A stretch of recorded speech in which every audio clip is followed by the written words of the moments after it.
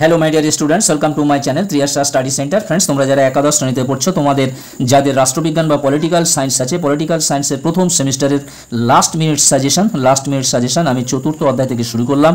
কারণ তৃতীয় অধ্যায় পর্যন্ত তোমাদের বেশ কিছু প্রশ্ন দেওয়া আছে, সেটি আমি লাস্টের দিকে আবার লাস্ট মিনিট করে দেবো। আজকের আমি তোমাদের চতুর্থ অধ্যায় থেকে সম্পূর্ণভাবে 1 নম্বর মানের প্রশ্নগুলি লাস্ট মিনিট সাজেশন দিয়ে দিচ্ছি। এবং দিনে যে সকল আমি সাজেশনগুলো দিয়েছি কেবলমাত্র তোমাদের এমসিকিউ ভিত্তিক দেওয়া হয়েছে। এবং আজকের থেকে তোমাদের লাস্ট মিনিট সাজেশন দেওয়া শুরু হলো, মানে 1 নম্বর মানের সমস্ত আইটেমের উপরে তোমাদের পূর্ণ সাজেশন আজকের চলে যাচ্ছে। চতুর্থ অধ্যায় থেকে তোমাদের লাস্ট মিনিট সাজেশন চলে যাচ্ছে। তোমাদের চতুর্থ অধ্যায়টির নাম হলো সংবিধান ও সংজ্ঞা শ্রেণীবিভাগ। সংবিধান, সংজ্ঞা ও শ্রেণীবিভাগ।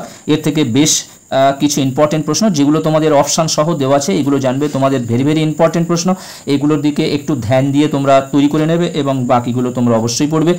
তোমাদের লাস্ট মিনিট সাজেশনের মধ্যে তোমাদের রয়েছে এমসিকিউ ভিত্তিক, তারপরে শূন্যস্থান, সত্য মিথ্যা, ডায়াগ্রাম, তারপরে ব্যাখ্যা বিবৃতি, যে বিভিন্ন 1 নম্বরের টাইপের সমস্ত প্রশ্নগুলি।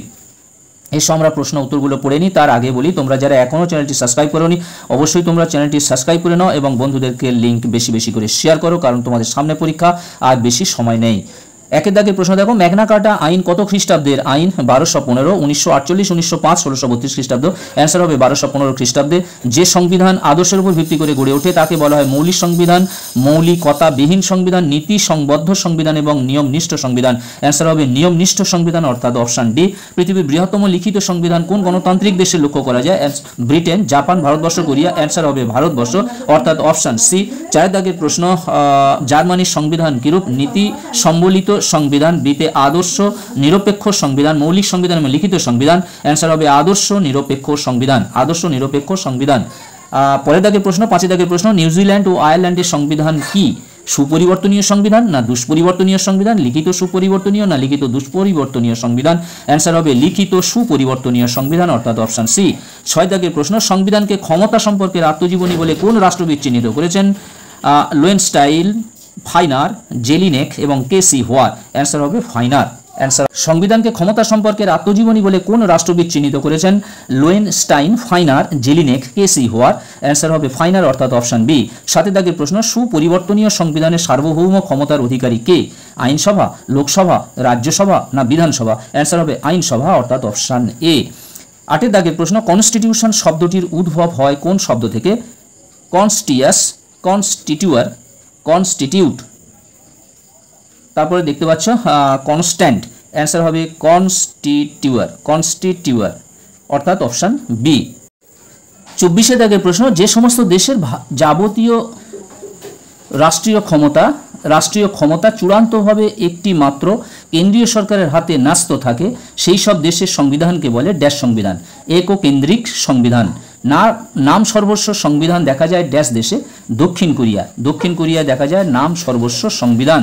এবারে দেখো স্তম্ভ মেলানো, অর্থাৎ ম্যাচিং দেওয়া হয়েছে। ক স্তম্ভ, খ স্তম্ভ। সুপরিবর্তনীয় সংবিধানের দোষ, এটি হবে সংবিধানের সুপরিবর্তনীয় প্রকৃতির সুবাদে শাসক সহজেই তাদের স্বার্থ রক্ষায় সংবিধানের বিকৃতি সাধন করতে পারে। তারপরে দেখো 2 দাগে দেখো, দুষ্পরিবর্তনীয় সংবিধানের দোষ, এটি হবে অপশন ডি, বিচার বিভাগের প্রাধান্যতা পায়। তারপরে 3 দাগের লিখিত সংবিধানের দোষ হলো রক্ষণশীল। লিখিত সংবিধানের দোষ হলো রক্ষণশীল। আর অলিখিত সংবিধানের দোষ হলো অস্পষ্ট ও অনির্দিষ্ট। এরপরে আরও একটি স্তম্ভ মেলানো রয়েছে, যেটি ইম্পর্টেন্ট বলে আমার কাছে মনে হয়েছে। 1 দাগে দেখো, এককেন্দ্রিক সংবিধান, গণতান্ত্রিক সংবিধান, অলিখিত সংবিধান, লিখিত সংবিধান। আচ্ছা, এখানে আছে এককেন্দ্রিক সংবিধান, অর্থাৎ গণপ্রজাতন্ত্রী বাংলাদেশ। তারপর দেখতে পাচ্ছ গণতান্ত্রিক সংবিধান আমাদের দেশে প্রচলিত, অর্থাৎ ভারতে গণতান্ত্রিক সংবিধান। অলিখিত সংবিধান হলো গ্রেট ব্রিটেনের সংবিধান, অলিখিত সংবিধান। এবং লিখিত সংবিধান হলো সুইজারল্যান্ডের সংবিধান, লিখিত সংবিধান। এরপরে তোমাদের আরও একটা আইটেম রয়েছে, বিবৃতি ও কারণ। এখানে দেখো বিবৃতিটা দেওয়া হয়েছে, মার্ক্সবাদীরা সংবিধানকে বুর্জুয়া শ্রেণীর স্বার্থ রক্ষাকারী নিয়ম কানুনের সমষ্টি বলে মনে করেন। কারণ হলো মার্ক্সবাদীরা মনে করেন সংবিধান বিত্তবান শ্রেণীর শ্রেণীস্বার্থকে বজায় রাখার জন্য গঠিত শাসনতন্ত্র তথা রাজনৈতিক কাঠামো। এখানে বলা হয়েছে বিবৃতি ইজিক্যাল টু এস এবং কারণ ইজিক্যাল টু আর, এস ও আর উভয় সঠিক এবং আর হলো এ এর সঠিক ব্যাখ্যা। এস ও আর উভয় সঠিক কিন্তু আর এস এর সঠিক ব্যাখ্যা নয়। এস সঠিক কিন্তু আর ভুল, এস ভুল কিন্তু আর সঠিক। তাহলে এখানে তোমাদের এ বি সি ডি চারটে অপশনের মধ্যে এ অপশনটা সঠিক হবে, অর্থাৎ এস ও আর সঠিক এবং আর হলো এস এর সঠিক ব্যাখ্যা। এখানে দেখতে পাচ্ছ কোনটা এস কোনটা আর। এস হলো বিবৃতি অর্থাৎ স্টেটমেন্ট, আর কারণ আর হলো কারণ অর্থাৎ রিজন। এরপরে তোমাদের দুয়ের দাগের দেখতে পাচ্ছ সুপরিবর্তনীয় সংবিধান সহজেই পরিবর্তনশীল।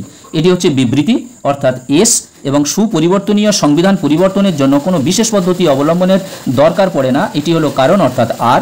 এখানে দেখো এতে রয়েছে এস ও আর উভয় সঠিক, আর হলো এস এর সঠিক ব্যাখ্যা। এস ও আর উভয় সঠিক কিন্তু আর এস এর সঠিক ব্যাখ্যা নয়। এস সঠিক আর ভুল, এস ভুল আর সঠিক। এখানে অ্যান্সারটা হবে দেখো এস ও আর উভয় সঠিক, আর হলে এস এর সঠিক ব্যাখ্যা, আর হলো এস এর সঠিক ব্যাখ্যা। পরে 3 নম্বর দেওয়া আছে। 3 নম্বর দেওয়া আছে দেখো বিবৃতি লিখিত সংবিধানকে নাগরিকদের রক্ষা কবচ মনে করা হয়। এর 4টি ব্যাখ্যা দেওয়া আছে, কোন ব্যাখ্যাটা সঠিক হবে সেটি আমাদের অ্যান্সার করতে হবে, কোন ব্যাখ্যাটা সঠিক। প্রথম ব্যাখ্যা দেওয়া হয়েছে কারণ লিখিত সংবিধান ব্যক্তি স্বাধীনতাকে গুরুত্ব দেয়, কারণ লিখিত সংবিধান নাগরিক কর্তব্যকে গুরুত্ব দেয়, কারণ লিখিত সংবিধান ব্যক্তি স্বাধীনতাকে গুরুত্ব দেয়, কারণ লিখিত সংবিধান দেশদ্রোহীদের রক্ষা করে।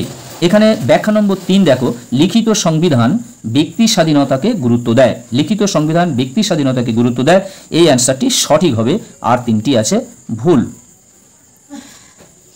এবার তোমাদের ডায়াগ্রাম দেওয়া হয়েছে। ডায়াগ্রাম এটি তোমাদের সেমিস্টারের যে এতগুলো আইটেম যোগ করা হয়েছে 1 নম্বর মানে প্রশ্ন। এখানে মাঝখানে দেখো জিজ্ঞাসা চিহ্ন দেওয়া রয়েছে, এর থেকে 5টা উইংস বার হয়েছে। প্রথম উইংসটা বলছে যে যুক্তরাষ্ট্রীয় ব্যবস্থার উপযোগী, তারপরে দেওয়া হয়েছে এখানে সাধারণ আইন ও সাংবিধানিক আইনের স্বতন্ত্র, তারপরে বিচার বিভাগীয় প্রাধান্য, গণতন্ত্রের পক্ষে উপযুক্ত এবং স্থিতিশীল। এখানে 4টে অপশান দেওয়া হয়েছে সুপরিবর্তনীয় সংবিধান, দুষ্পরিবর্তনীয় সংবিধান, আংশিক সংবিধান, আংশিক সুপরিবর্তনীয় এবং আংশিক দুষ্পরিবর্তনীয়। এখানে কোন অ্যান্সারটা ঠিক হবে, অর্থাৎ কোন সংবিধানের এইগুলো পক্ষে সঠিক হবে।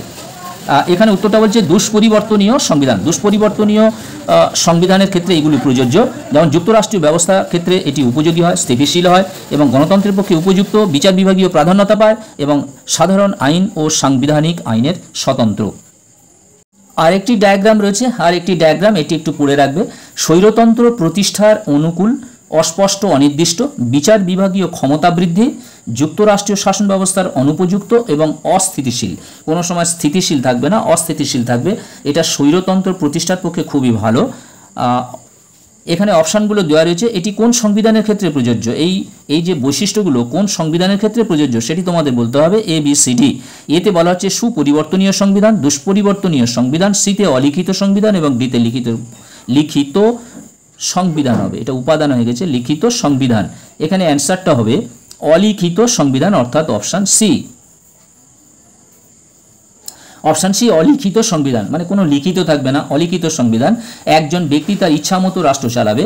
সংবিধান সেটি কি বলা হচ্ছে স্বৈরতন্ত্র, সেই জন্য স্বৈরতন্ত্র প্রতিষ্ঠার পক্ষে অনুকূল হবে, অস্থিতিশীল, যুক্তরাষ্ট্রীয় শাসন ব্যবস্থার অনুপযুক্ত হবে এবং বিচার বিভাগীয় ক্ষমতা বৃদ্ধি পাবে। বন্ধুরা আজকের মতো এখানে ভিডিও শেষ করলাম। তোমাদের 4র্থ অধ্যায়টা পুরোটাই আজকে লাস্ট মিনিট দিয়ে দিলাম। আগামীকাল তোমরা অধ্যায় 5 থেকে পুরো লাস্ট মিনিট সাজেশনটা তোমরা পলিটিক্যাল সায়েন্স থেকে পেয়ে যাবে এবং তোমাদের বাংলা, ইংরাজি এবং এডুকেশন চলছে। আমি অগাস্টের সামনের সপ্তাহের মধ্যে তোমাদের সমস্ত সাবজেক্টের প্রায় দিয়েই ফেলবো লাস্ট মিনিট সাজেশন। তোমরা যারা এখনও চ্যানেলটি সাবস্ক্রাইব করোনি অবশ্যই তোমরা চ্যানেলটি সাবস্ক্রাইব করে রাখো এবং বন্ধুদেরকে লিঙ্ক বেশি বেশি করে শেয়ার করো। তোমরা লাইক করে দিও, প্রয়োজনে কমেন্ট করো। আজকের মতো ভিডিওটি এখানেই শেষ করলাম। তোমরা সবাই ভালো থাকবে, সুস্থ থাকবে। আবার কথা হবে নেক্সট ভিডিওতে।